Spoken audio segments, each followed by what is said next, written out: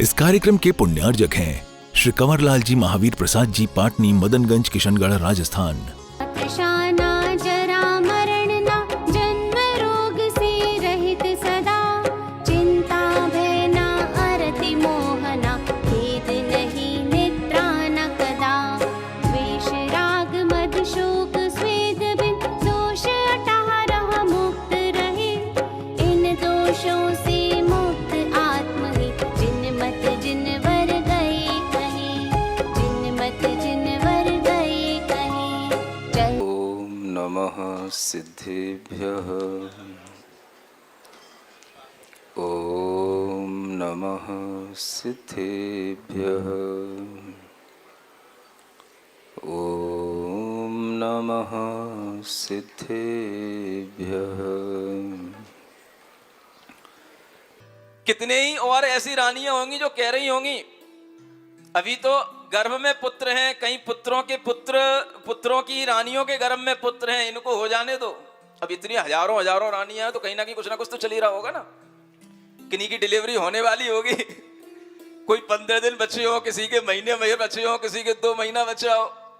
जल्दी क्या पड़ी है, थोड़ा सा और रुक जाओ, घर में एक और संतान आ जाने दो, और पुत्र पुत्रियां बढ़ जाएंगे, आपके लिए ही सुख सुविधा होगी। कितने बहाने हो सकते थे। क्रमबद्ध पर्याय की चर्चा करने वालों, सुनो इन चीजों को। अगर ये सब चीजें क्रमबद्ध पर्याय से चलती होती तो तीर्थंकर कभी भी अपने लिए इस तरह का साहस नहीं जुटा पाते। हमें उनके साहस की ओर देखना चाहिए। उनके साहस की ओर देख करके हमें विचार करना चाहिए कि उन्होंने कितना बड़ा साहस किया अपने जीवन में। हम एक छोटी सी संपदा छोड़ने के लिए कितने बहाने बनाते हैं, और उन्होंने 6 खंड का अधिपतित्व छोड़ने में एक क्षण नहीं लगाया, एक क्षण नहीं लगा उनको।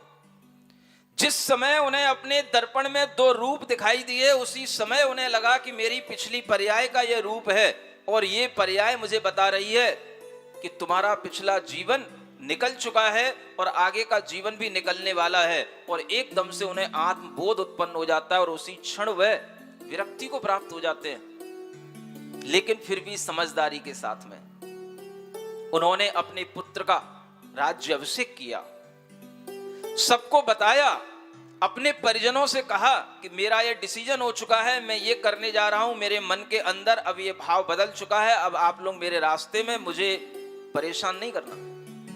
मैं सबसे क्षमा मांगता हूं, सबको क्षमा करता हूं, और सबसे अच्छा विचार रख करके अपनी मां को समझा करके, पिता को समझा करके, पूरी समझदारी के साथ वह ग्रह का त्याग किए।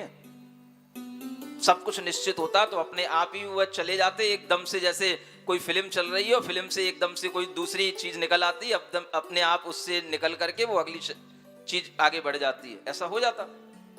लेकिन पूरी समझदारी के साथ उनकी सारी क्रियाएं चल रही हैं। वो अपने जीवन में जो उनका कर्तव्य है वो कर्तव्य कर रहे हैं, और उस कर्तव्य को करने के लिए उन्हें ज्ञान प्राप्त है। उस समझदारी के साथ वो सारे कर्तव्य कर रहे हैं। इसलिए कहा जाता है वैराग्य भी समझदारी के साथ में निभाया जाता है, और वैराग्य भी समझदारी के साथ ही आता है। अपने आप आने वाले वैराग्य समझदारी के साथ आते हैं, और उस समझदारी के साथ जब उन्होंने उस अंतःपुर को छोड़ा, अपने राज्य को छोड़ा, अपने ग्रह को छोड़ा, तो सब कुछ उन्होंने छोड़ा। ऐसा नहीं है आप लोगों की तरह जाना तो है ही है, मोक्ष तो होना ही है, केवल ज्ञान तो होना ही, तो दूर क्यों जा रहे हो, यहीं घर में बैठे रहो, जैसे भरत बैठे थे घर में बैरागी। एक और उदाहरण है ऐसे लोगों के पास में, घर में रह करके भरत जैसे बैरागी थे, ऐसे ही आप भी घर में रह करके और बैरागी बने रहो। जैसे उनको अंतर मुहूर्त में मोक्ष हो गया था, आप भी लास्ट अंतर मुहूर्त में घर में निकल जाना, मोक्ष हो जाएगा आपको भी। ऐसे अगर ज्ञानी पंडित वहां होते तो शायद तीर्थंकर भगवान भी सोचते कि ये भी एक हुंडा अवसर्पणी काल का दोष है जो हमारे सामने आ गया है। आज की इस पंडिताई ने, आज के इस स्वाध्याय ने लोगों को इतना भटका रखा है, इतना भटका रखा है कि लोग कोई दूसरी चीज को समझना ही नहीं चाहते। अगर ये तीर्थंकर के पुराण भी पढ़ेंगे तो कहेंगे हम पुराण पढ़ रहे हैं, शांतिनाथ भगवान का पुराण पढ़ रहे हैं, और उसमें अपनी आला उदल सब उसी में वो भर देंगे। नहीं समझ आ रहा? जो अपनी कहानी है, राम कहानी, वो सब उसमें डाल देंगे और वो तीर्थंकर का पुराण हो जाएगा। कोई भी तीर्थंकर का पुराण पढ़ेगा उनके लिखे हुए तो वो इस तरह के पुराण पढ़ने लग जाएगा। और इस तरह के ज्ञान फ्री में खूब मिल रहे हैं, किताबें फ्री में खूब मिल रही हैं। अज्ञानता का ज्ञान फ्री में इतना बंटता है, इतना मंदिरों में मिलता है कि पूछो नहीं। और जो ज्ञान काम का है वो पता नहीं कहां चला जाता है। ना वो किताबें मिलती हैं, ना वो हमारे प्रवचन मिलते हैं, ना कोई पूर्वाचार्यों के द्वारा कही हुई वाणी मिलती है, वो पता नहीं कहां चली जाती है। और ये ऊल फिजूल की किताबें मंदिरों में भरी पड़ी रहती हैं, ये गोरिल्ले वो गोरिल्ले। नहीं समझ में आ रहा है? सबने दूध फाड़ फाड़ के उसको कांजीर बना दिया। और इस तरह के स्वाध्यायों के माध्यम से पूरी दुनिया का दिमाग इतना खराब कर रखा है कि मुझे आज कहना पड़ रहा है और कहने में कोई संकोच नहीं हो रहा है।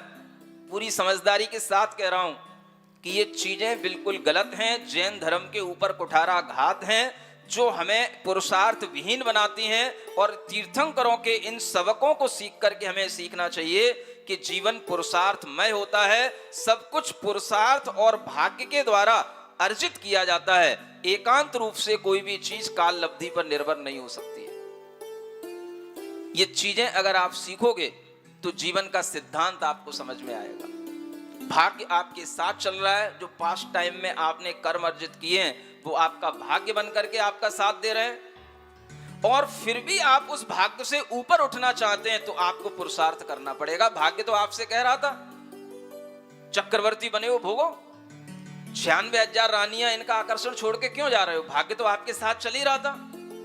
लेकिन वह एक पॉइंट आता है जब आदमी पुरुषार्थ करके उस भाग्य से भी अपने आप के और भाग्य को बनाता है, उससे भी ऊपर उठता है। और वह पुरुषार्थ के माध्यम से होता है। वह कभी भी क्रमबद्ध पर्यायों से नहीं होता, वह काल लब्धि से नहीं होता, वह अपने पुरुषार्थ और अपने प्रयत्न से अर्जित किया जाता है। और वह प्रयत्न जैसा करना चाहिए वैसा ही किया जाता है। ऐसा नहीं है कि तीर्थंकर हैं तो अदबा तदबा कुछ भी करने लग जाएं। आप बड़े हैं तो आपसे कोई कहने वाला नहीं है तो आप कुछ भी करने लग जाएं। वह सब कुछ वही करेंगे। वो चाहते तो अपने ही घर में बहुत बड़े बड़े उनके बाग बगीचे थे, घर में भी बहुत बड़े बड़े स्थान होते हैं, बहुत बड़ा बड़ा राज्य महल होता है। किसी भी बगीचे में बैठ करके खुद क्या घर छोड़ने की जरूरत है? वहीं दूर आधा किलोमीटर दूर भी जाकर के अपने किसी बड़े बगीचे में, किसी अच्छे गार्डन में जाकर के दीक्षा ले लेते। लेकिन नहीं, दीक्षा लेना है तो वो सारी परिधियों को त्यागना है, वो सारी परिधियों से बाहर निकलना है जो परिधियां हमें घेरना चाहती हैं, जो हमारी कहलाती हैं, हमारा अंतःपुर कहलाता है। और वह वहां से निकल करके ऐसी जगह पर जाते हैं, आकाश मार्ग से होते हुए देव उन्हें ले जाते हैं, विद्याधर उन्हें ले जाते हैं और राजा लोग उन्हें ले जाते हैं पालकी पर सवार करके। और वह वहां जाते हैं जहां पर बिल्कुल एकांत होता है, जहां पर किसी का कोई घर नहीं होता है, किसी का कोई बगीचा नहीं होता है, जो अपने आप में पूर्णतया स्वतंत्र, दूसरे के अधिकार से रहित ऐसी जो भूमि होती है, उस भूमि पर वह जाकर के बैठते हैं। और उस भूमि पर पहुंच करके वहां पर जाकर के वह अपना मन बनाते हैं कि हम जब यहां से निकले हैं तो अपने घर से बहुत दूर हमें जाना है। यह विचार जब उनके अंदर आ जाता है तो अनेक स्त्रियां जो उनकी रानियां हैं वो उन्हें रोकती हैं, रोती हैं। और वह रानियां रोकती हुई रोती हुई भी, ये एक बहुत बड़ी चीज है जो हमें शांतिनाथ भगवान के माध्यम से समझ में आती है कि उन रोती हुई रानियों को वहां नहीं ले जाया गया जहां भगवान को दीक्षा होनी थी। सुन रहे हो कि नहीं? ये तो सौदार बिंद्र अपना काम कर रहा है। आप इधर भी तो देखो कि क्या हो रहा है। उन रानियों को वहीं अंतःपुर में ही रोक दिया गया और वहीं पर उनसे समझा दिया गया, कह दिया गया कि स्वामी की आज्ञा है, आप आगे मत आना। क्या सुन रहे हो? वो भी ये कह सकती थी हम भी चलेंगे, देखते हैं क्या करने वाले हैं स्वामी, लेकिन रानियों को वहां जाने की आज्ञा नहीं मिली। देवियां जाएंगी, इंद्र जाएंगे और अनेक राजा लोग, उनके अनेक सहचर जाएंगे, और ज्यादातर वो लोग जाएंगे जो वास्तव में स्वामी भक्त हैं, और उन्हें, उन रानियों को वहीं अंतःपुर में ही रोक दिया गया। और उन स्त्रियों को रोकने के बाद में जब वह स्वामी प्रभु अपने अनेक अनेक और परिजनों के साथ में आगे बढ़े, आगे चले, तो दूर आकाश मार्ग से चलते हुए वो एक सहस्राम नाम के वन में पहुंचे। सहस्राम्र, कौन से वन में? दूर तक लोगों की दृष्टि देखती रही, कहां जा रहे हैं, कहां जा रहे हैं। और वहां पर एक बड़ा ही शीतल छाया वाला वृक्ष था। इतनी छाया, घनी छाया वाला वृक्ष कि कितना ही तीव्र प्रताप वाला सूर्य हो, वो वहां पर अपना प्रताप, अपना घाम, अपनी ग्रीष्म वहां पर बाधा को प्राप्त नहीं करा सकता। ऐसे एक घने वृक्ष के नीचे, उस छाया में जहां पर चंदन चारों ओर छिड़का हुआ है, चारों ओर मांगलिक शोभा वहां पर इंद्राणियों ने बना रखी है, और उस छाया के बीच में विशाल एक विचित्र तनोवा, चंदोवा जिसको क्या बोलते हो आप लोग, ऊपर चंदेवा, चंदोबा होता है, आप लोग चंदेवा कहने लग गए हो, वह उस पे तना हुआ है, और चारों तरफ बहुत सारी ध्वजाएं लगी हुई हैं। ऐसा मांगलिक वातावरण वहां पर इंद्र की आज्ञा से इंद्रों ने और इंद्राणियों ने वहां बना रखा है। जब तक कि भगवान वहां पहुंचते हैं, सब कुछ वहां पर तैयार मिलता है। बहुत सुंदर मनोहर वातावरण है। चारों तरफ बड़े बड़े धूप घट रखे हुए हैं, जिनसे धूप निकल रही है। चारों तरफ चमचमाते हुए रत्नों की लाइटें लगी हुई हैं। सब दिशाएं धूप से सुगंधित हैं, और चंदोबा की शोभा देखते बनती है। और वहां पर उस स्थान पर, उसका स्थान का भी एक वास्तु विधान किया गया, ताकि वहां पर कोई वास्तु दोष ना रह जाए, कोई देवी देवता वहां पर कोई उत्पात ना मचाए। और ये सब करने के बाद में वहां उस स्थान पर एक बहुत अच्छी अर्धचंद्राकार एक शिला रखी हुई रहती है, मानो वह उस सिद्ध शिला की अनुकृति ही हो, कि भगवान अब इस सिद्ध शिला पर बैठ करके, यहां से बैठ करके, इस शिला पर बैठ करके उस सिद्ध शिला पर जाने का पुरुषार्थ कर रहे हैं। ऐसी सुंदर मणिमय वह शिला है जो पवित्र है, गोल है, चंद्रकांत मणि की बनी हुई है, और वह शिला चारों ओर से सजी हुई है। और उस पर जाकर के वह शांति कुमार चक्रवर्ती सजे धजे राज वैभव के साथ में वहां जाकर के बैठ जाते हैं। अभी तो केवल ग्रह छोड़ करके आए हैं, अपने परिजनों को छोड़ करके आए हैं, वस्त्र आभूषण से बिल्कुल सजे धजे वह शांतिनाथ भगवान वहां आकर के जब देखते हैं, तो उन्हें पहले पालकी से उतारा जाता है, और इंद्र की सहायता से वह उस पालकी से उतरते हैं। जैसे कोई बड़ा नेता होता है, राजकुमार होता है, किसी रथ से उतरता है, और रथ से उतारने वाला, नीचे हाथ देने वाला, हाथ लगाने वाला, उंगली पकड़ने वाला सौधर में इंद्र होता है, जो उन्हें उस पालकी से बड़ी सावधानी से उतारता है, और उतार करके उस स्थान पर ले जाता है जहां इंद्राणी ने अपने हाथों से रत्नों का चूर्ण बना करके वहां स्वस्तिक बना रखा है। उस शिला को पृथ्वी के समान, उत्तम पृथ्वी के समान देख करके वह पालकी से उतर करके पूरे परिवार, इंद्र परिवार के साथ में वह चारों ओर जो घिरे हुए हैं, वह भगवान वहां पर उत्तर दिशा की ओर मुख करके बैठ जाते हैं। चारों ओर मांगलिक बाजे बजते हैं, शुभ भावनाएं की जाती हैं,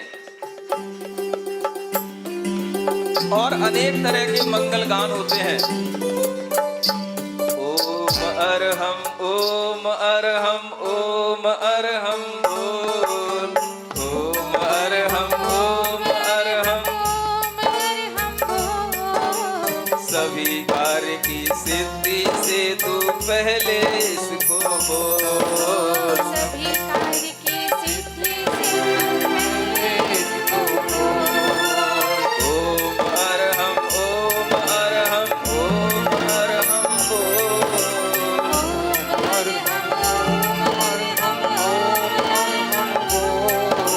सभी कार्य की सिद्धि से तू पहले इसको बोल। सभी कार्य की सिद्धि से पहले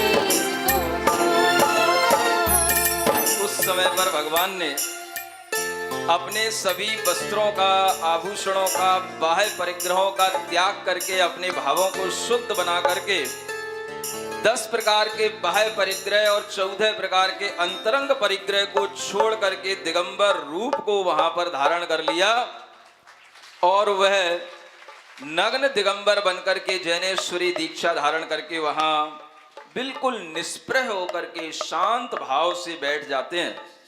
पर्यंक आसन से वह विराजमान हो जाते हैं और फिर उस समय पर वह सबसे पहले जो कार्य करते हैं, अब उन्हें वह कार्य स्मरण में आता है।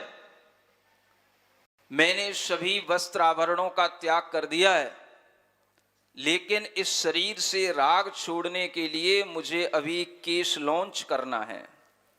वह भगवान केश लॉन्च करते हैं और उस समय पर केश लॉन्च करते हुए देवों के द्वारा केश लुंचन स्तुति पढ़ी जाती है और वह केश लुंचन स्तुति को वह पढ़ते हुए सभी देव देवियां, इंद्र इंद्राणियां, सभी स्वर्गों के इंद्र उस समय पर वह भगवान के केश लुंचन की स्तुति पढ़ते हुए भगवान का वह केश लुंचन का कार्य देखते हैं।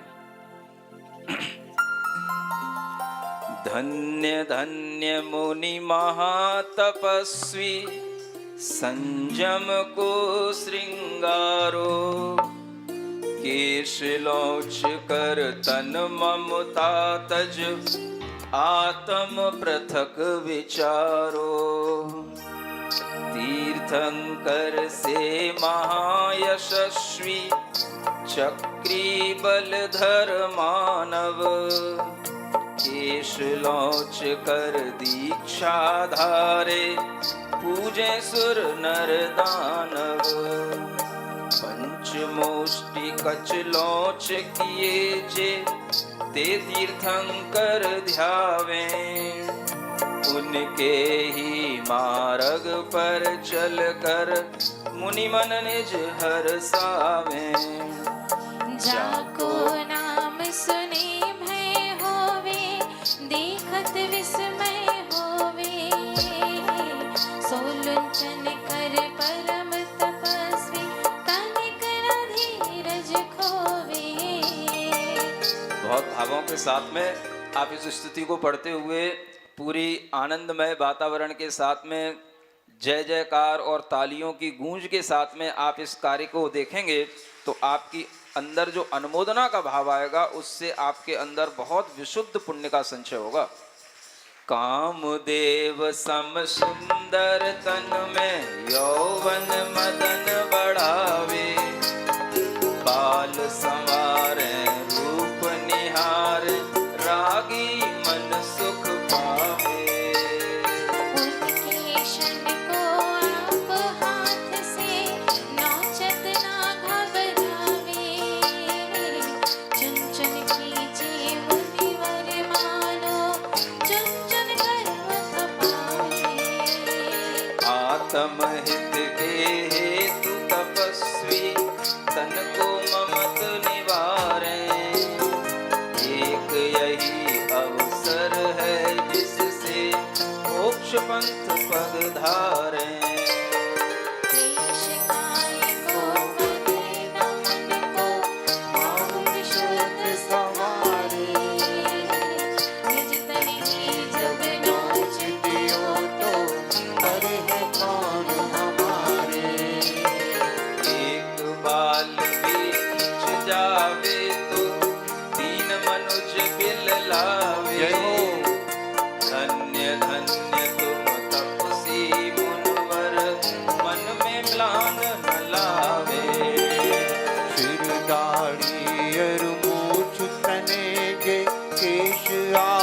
सजती ने, जिनको देखत शूरवीर भी हो जावत भयभीने।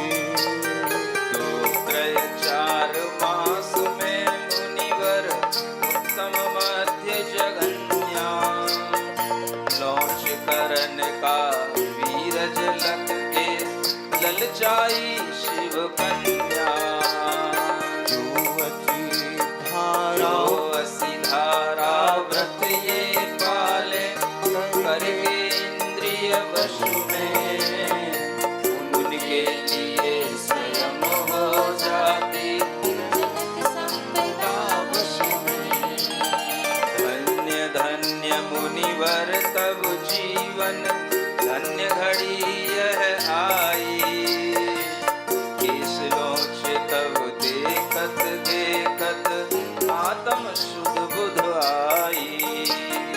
जिनके केश देव जन लेकर शीर नदी को झावे, उनके शन की महिमा कैसे सुधि मन जगा पावे। नहीं याचना करें किसी से, दीनहीन ना होवे। मुनिवर ताते निज हाथों से, केश लौच कर सोहे। आश किसी की जिन्हें न जग में, उन आशा हम की। आज दूर कर तब चरणों में, विनती हम कर लेंगे। मुझ में भी गुरु साहस देओ, बुद्धि विवेक जगाओ। मेरी आत्म में जो बैठे, ममता मोह भगाओ। तब भक्ति से भर यह जाओ, शक्ति मुझ में आवे। जो अनंत बलवान आत्मा, शुभ दुख को पा जावे। सिद्ध प्रभु का ध्यान कर, सिद्ध शिला की ओर चले। सिद्ध गति पावने, उन्हें नमन कर जोर।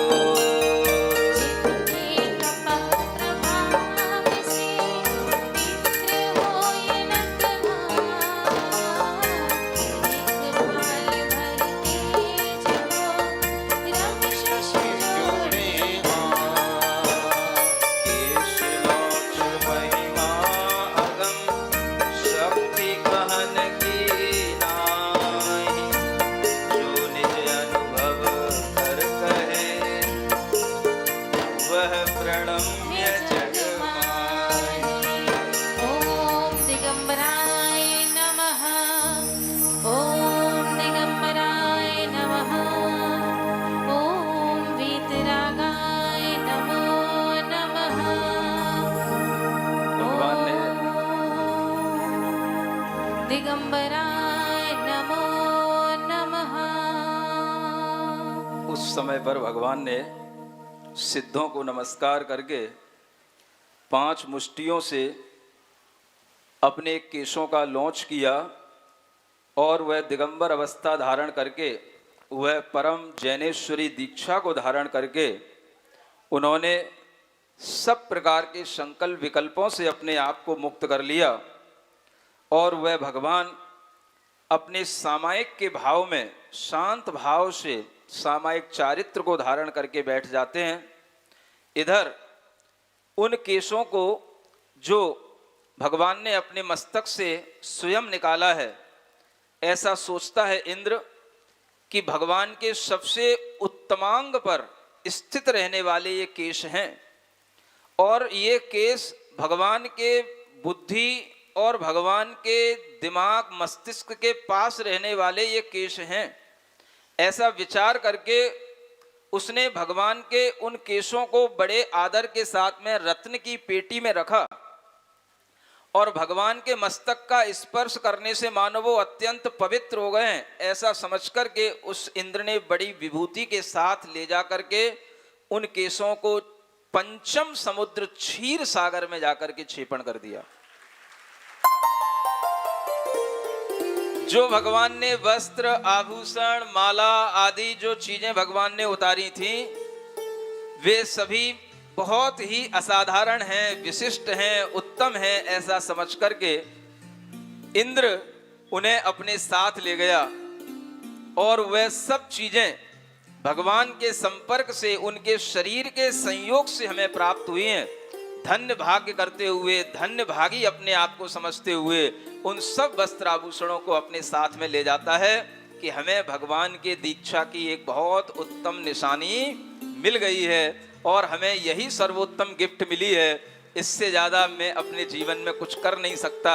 ऐसा विचार करके वह इंद्र अपने आप में अपने को धन्य भागी मानते हुए वहां से चला जाता है और भगवान शांति के साथ में उपवास ग्रहण करके पूरे मनोभाव के साथ में अपने अंदर अप्रमत्त भावों का ध्यान करते हुए सप्तम षष्ठम गुण स्थान में अपने आप को देखते हुए, और जो सप्तम गुण स्थान की विशुद्धि होती है, उत्कृष्ट विशुद्धि होती है, उस विशुद्धि को धारण करते हुए वर्धमान चारित्र के साथ में वह भगवान अपने अंदर अपनी अनेक अनेक शक्तियों को अपनी विशुद्धि से देखते हैं और उस समय पर उन भगवान के लिए अनेक अनेक रिद्धियां स्वयं प्रकट हो जाती हैं।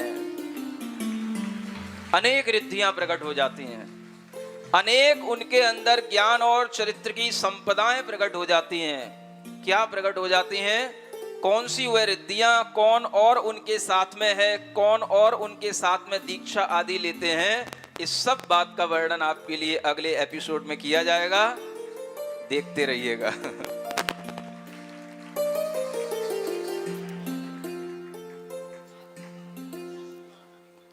यह कार्य यहीं पर पूर्ण होता है। 16 कारण भावनाओं के दिन चल रहे हैं। आज प्राशुक परित्याग नाम की भावना का ही दिन है, दूसरा दिन। सभी लोग इस भावना को पढ़ करके एक जाप करेंगे। दान मिला है महाजनों से, तीर्थंकर का ज्ञान मिला, इस अपार संसार सुहाने, जिनवाणी रसपान मिला। दिव्य पुरुष के दिव्य वचन ही दिव्य दान है, ग्रहण करो पर तेरा है साबित प्रास, त्याग वचन का श्रवण करो। यह आप लोगों के लिए एक नई भावना है ना। 16 कारण भावनाओं में ये नाम किसी ने सुना नहीं होगा कि ये कौन सी पराशुक परित्याग नाम की भावना आ गई है ना। जो आपने अभी तक पढ़ा है उससे नई चीज आपके सामने आई है, क्योंकि नई नई चीजें लाना, परोसना, यही हमारे लिए बहुत अच्छी विशुद्धि का काम बनता है। तो इसलिए जानबूझ करके यहाँ पर जो आपकी रटी रटाई चीजें हैं, शक्ति, तस, त्याग, तपसी, उसको हटा करके यहाँ पर ये नई चीज लाई गई है। अब ये नई चीज अपने मन से नहीं लाई गई, ये पूर्व आचार्यों के द्वारा लाई गई थी, छिपी हुई थी। कहाँ छिपी थी ये हमसे अलग से पूछ लेना, है ना, क्योंकि हम कोई भी काम आगम विरुद्ध नहीं करेंगे। इसलिए इस भावना का उल्लेख बड़े बड़े षटखंडागम ग्रंथों में किया गया है। जो षटखंडागम सिद्धांत ग्रंथ हैं उसमें ये भावना मिलती है, जिसका नाम है प्राशुक परित्याग भावना। ये आपको बताए देता हूँ, है ना, ज़्यादा कन्फ्यूजन नहीं रहे आपके दिमाग में। प्राशुक परित्याग का मतलब ये समझना कि जो रत्नत्रय होता है वो प्राशुक बताया गया है, और उसका जो दान करते, माने उसका उपदेश देना, उसको ग्रहण कराना, ये जो कार्य करते हैं वो सबसे बड़ा त्याग कहलाता है। इसलिए इसका नाम क्या है? प्राशुक परित्याग। इतना शॉर्ट में भाव समझ करके इसको पढ़ना तो समझ में आएगा।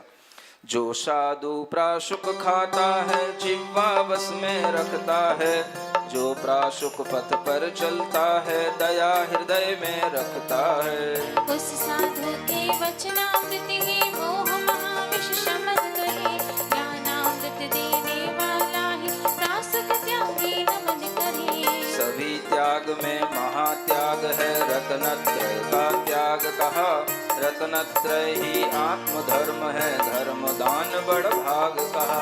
बड़ भागी जो साधु बना है, उसका ही यह कार्य रहा, प्राशुक का वही परित्यागी, श्रवण बना है आर्य महान। वह उपदेश ही प्राशुक माना, जिसमें जीव दया का ज्ञान, संयम पथ पर बढ़ने की रुचि बढ़ता जाए, सम्यक